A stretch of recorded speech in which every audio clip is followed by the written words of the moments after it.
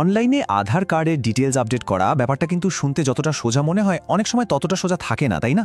বেশ জটিল মনে হতে পারে। তো আজকের এই আলোচনায় আমরা ঠিক এটাই দেখব, কিভাবে সরকারি পোর্টাল ব্যবহার করে খুব সহজে আধারের তথ্য আপডেট করা যায়। চলুন একদম ধাপে ধাপে পুরো বিষয়টা জেনে নেওয়া যাক আর এর গুরুত্বটাও বুঝে নেওয়া যাক। তো প্রথমে আমরা দেখব আধারের সঠিক তথ্য থাকাটা কেন এত দরকার। তারপর অনলাইন পোর্টালটা ঠিক কিভাবে কাজ করে সেটা জানব। এরপরে নাম বদলানোর পুরো স্টেপগুলো বুঝব, আর একটা খুব জরুরি নিয়ম নিয়ে কথা বলবো, আর সবশেষে আধারের ভবিষ্যৎ নিয়েও একটু আলোচনা করা যাবে। চলুন তাহলে প্রথম অংশটা শুরু করা যাক। এটা কিন্তু শুধু কিছু কাগজপত্র ঠিক করার ব্যাপার নয়, এর সাথে আমাদের রোজকার জীবনের অনেক কিছুই জড়িয়ে আছে। একটা ছোট্ট ভুলও কিন্তু অনেক বড় সমস্যার কারণ হয়ে দাঁড়াতে পারে। আচ্ছা, শুরুতেই একটা প্রশ্ন নিজেকে করা যাক। আধারে যে তথ্যগুলো দেওয়া আছে সেগুলো কি 100% ঠিক? এই প্রশ্নটা খুবই জরুরি, কারণ এর উত্তরের ওপর অনেক কিছু নির্ভর করছে। ব্যাপারটা হলো, আধারের তথ্যে যদি সামান্যতম ভুল থাকে তাহলে সেটা কিন্তু পরে গিয়ে একটা বড়সড় সমস্যা তৈরি করতে পারে। এই কারণেই পুরো প্রক্রিয়াটা এত গুরুত্বপূর্ণ। এই যে দেখুন কি কি সমস্যা হতে পারে, যেমন ধরুন KYC ভেরিফিকেশন মানে নো ইওর কাস্টমার, ওটাতেই আটকে যেতে পারে। কিংবা ধরুন ব্যাংকের অ্যাকাউন্টে সমস্যা দেখা দিল, এমনকি সরকারি সুযোগ সুবিধা পেতেও কিন্তু দেরি হয়ে যেতে পারে। মানে ব্যাপারটা বেশ সিরিয়াস। তো সমস্যার কথা তো হলো, এবার আসা যাক সমাধানের দিকে। আর এই সব সমস্যা মেটানোর চাবিকাঠিটাই হলো সরকারি অনলাইন পোর্টাল, যেটা আমাদের কাজকে অনেক সহজ করে দিয়েছে।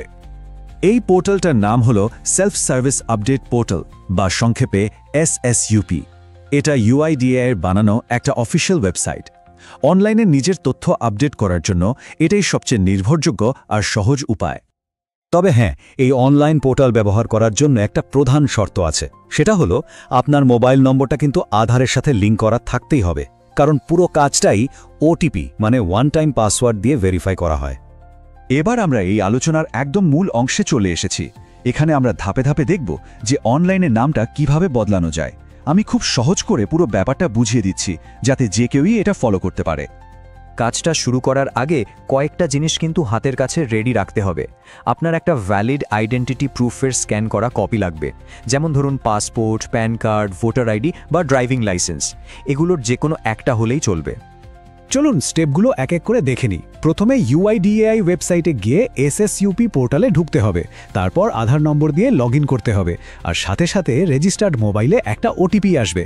সেই OTPটা দিয়ে লগইন করার পর আপডেট ডেমোগ্রাফিক ডেটা অপশনটা বেছে নিতে হবে। ওখান থেকে নাম অপশনটা সিলেক্ট করুন। এবার আপনার ডকুমেন্টের ঠিক যেমন নাম লেখা আছে হুবহু সেটাই টাইপ করতে হবে। এরপর ডকুমেন্টের স্ক্যান কপিটা আপলোড করে দিন। আর সবশেষে সাবমিট করার আগে কিন্তু সবকিছু খুব ভালো করে একবার মিলিয়ে দেখে নেবেন। আবেদনটা জমা দেওয়ার পরেই একটা আপডেট রিকোয়েস্ট নাম্বার বা URN পাওয়া যাবে। এই নম্বরটা কিন্তু খুব জরুরি, কারণ এটা দিয়েই আপনি পরে আপনার অ্যাপ্লিকেশনের স্ট্যাটাস চেক করতে পারবেন। তাই নম্বরটা সাবধানে কোথাও সেভ করে রাখাটা খুব দরকার।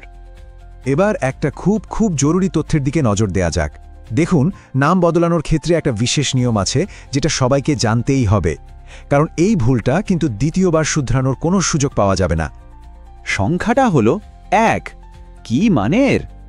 ব্যাপারটা হলো, আধারের নিয়ম অনুযায়ী আপনি কিন্তু জীবনে মাত্র একবারই অনলাইনে নিজের নাম বদলাতে পারবেন, শুধু একবার। তাই বুঝতেই পারছেন প্রথমবারই কাজটা একদম নিখুঁতভাবে করা কতটা জরুরি। এই কারণেই সাবমিট করার আগে বারবার মানে যতবার সম্ভব মিলিয়ে দেখে নেওয়া উচিত। আচ্ছা, এখনকার নিয়মকানুন তো আমরা জানলাম।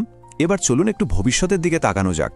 দেখা যাক আধার নিয়ে আগামী দিনে আর কি নতুন পরিবর্তন আসতে চলেছে। UIDAI কিন্তু পুরো আধার আপডেট সিস্টেমটাকেই ঢেলে সাজানোর কাজ করছে। এর মূল উদ্দেশ্য হলো পুরো প্রক্রিয়াটাকে আরও ফাস্ট, আরও সহজ আর যতটা সম্ভব কাগজবিহীন করে তোলা। এতে আমাদের সময় আর খাটনি দুটোই বাঁচবে। এই স্লাইডটা দেখুন, এখানে বর্তমান আর ভবিষ্যৎ প্রক্রিয়ার একটা দারুণ তুলনা দেয়া আছে। এখন যেমন আমাদের নিজেদের ডকুমেন্ট আপলোড করতে হয়, তাই তো? কিন্তু ভবিষ্যতের সিস্টেমটা এতটাই স্মার্ট হয়ে যাবে যে এটা নিজে থেকেই প্যান কার্ড বা পাসপোর্টের মতো সরকারি ডেটাবেস থেকে তথ্য মিলিয়ে দেখে নেবে। শুধু তাই নয়, আরও কিছু দারুণ পরিবর্তন আসছে। যেমন ঠিকানা বদলানোর জন্য ইলেকট্রিসিটি বিলের মতো ইউটিলিটি বিলও ব্যবহার করা যাবে। একটা নতুন মোবাইল অ্যাপও আসছে, আর QR কোড সহ একটা সিকিউর ডিজিটাল আধার চালু হবে, যার ফলে ফিজিক্যাল ফটোকপির আর কোনো দরকারই পড়বে না। ভাবুন তো, জীবনটা কতটা সহজ হয়ে যাবে। সবশেষে একটা প্রশ্ন রেখে যাই। আমাদের আইডেন্টিটি যত বেশি ডিজিটাল হচ্ছে, তথ্যের সুরক্ষা আর ভেরিফিকেশনের জন্য এর পরের ধাপটা কি হতে পারে এই বিষয়টা কিন্তু আমাদের সবাইকে ভাবায়, তাই না?